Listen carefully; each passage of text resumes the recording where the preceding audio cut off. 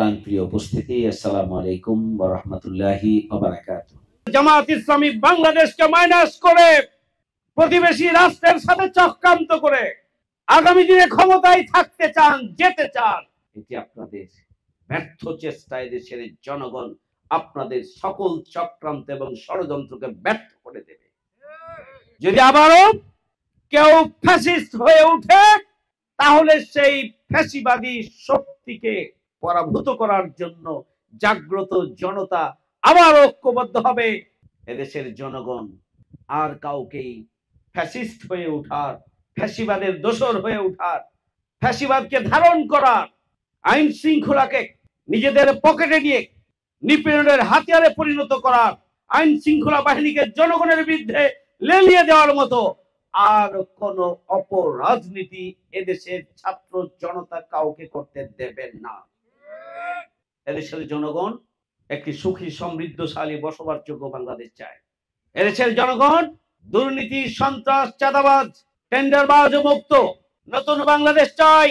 এদেশের জনগণ ইনসাফের বাংলাদেশ চায়, ন্যায় বিচারের বাংলাদেশ চায়।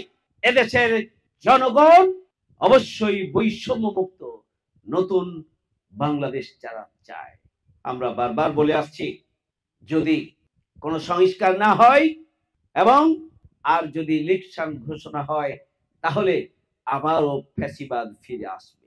আমরা বলেছি, নির্বাচনের আগে অবশ্যই নির্বাচনী ব্যবস্থা সংস্কার করতে হবে, আইন শৃঙ্খলা বাহিনীর সংস্কার করতে হবে, জনপ্রশাসনের সংস্কার করতে হবে, সংবিধান সংস্কার করতে হবে, বিচার ব্যবস্থাকে সংস্কার করতে হবে।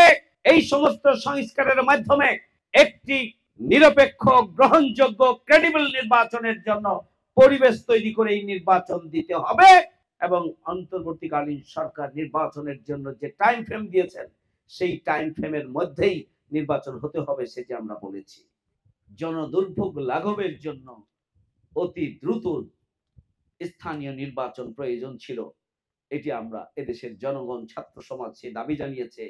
কিন্তু একই রাজনৈতিক দল স্থানীয় নির্বাচনটাকে কিভাবে করে, এটি একটা পরীক্ষাও হবে।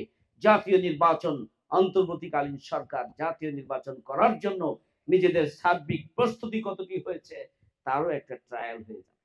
সংগ্রামী ভাইয়ের আমার, বাংলাদেশ জামাত ইসলামী একটি সুখী সমৃদ্ধশালী নতুন বাংলাদেশ গড়ে তোলার জন্য তার প্রতিষ্ঠা লগ্ন থেকে কাজ করছে। আজকে এটি দিবালোকের মতো পরিষ্কার যে সৎ, দক্ষ, যোগ্য, দেশপ্রেমিক, নৈতিকতা সম্পন্ন নেতৃত্ব ছাড়া সন্ত্রাস, দুর্নীতি ও চাঁদাবাজ মুক্ত বাংলাদেশ প্রতিষ্ঠিত হতে পারে না। শত প্রতিকূলতার মাঝেও বাংলাদেশ জামাত ইসলামী তার 4 দফা কর্মসূচির আলোকে সাংগঠনিক কার্যক্রম পরিচালনা করে চলেছেন। শত প্রতিকূলতার মাঝেও আমরা বিকল্প পন্থায় জামাত ইসলামীকে তার কার্যক্রমকে পরিচালনা করে গেছি। শীর্ষস্থানীয় নেতৃবৃন্দ বাতিলের সাথে আপোষ করেন নাই, কোন আধিপত্যবাদী শক্তির কাছে মাথা নত করে নাই, জীবন দিয়েছেন।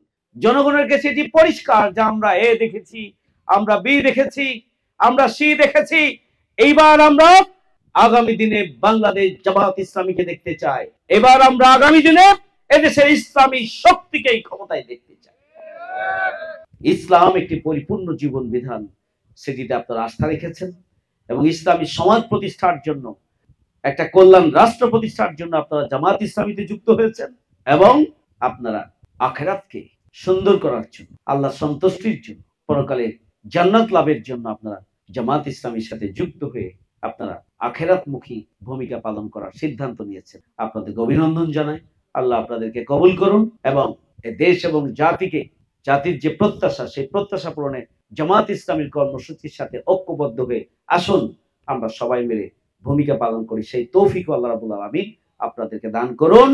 নতুন বাংলাদেশের যে স্বপ্ন, তা বাস্তবায়নে আমরা আমাদের প্রিয় চাঁপাইনবাবগঞ্জকে আমরা ঠিক আমাদের স্বপ্নের আলোকে একটি স্বপ্নের চাঁপাইনবাবগঞ্জ হিসাবে আমরা গড়ে তুলি, সেই প্রত্যাশা ব্যক্ত করে এবং সেই জন্য আপনাদের প্রতি আমি আকুল আহ্বান জানিয়ে আমার কথা এখানে শেষ করছি। আপনারা ভালো থাকবেন, সুস্থ থাকবেন। এই পথে জুলুম, নির্যাতন, নিপীড়ন থাকবে। আজকে আমরা ভালো আছি, ভবিষ্যতে আমরা ভালো নাও থাকতে পারি, কিন্তু ভালো মন্দ সকল পরিস্থিতিতেই একামতে দিনের এই কাফেলার সাথে আমরা একাকার হয়েই দেশ এবং জাতির 18 কোটি মানুষকে মুক্ত করার জন্য আমরা ভূমিকা পালন করেই যাব ইনশাআল্লাহ।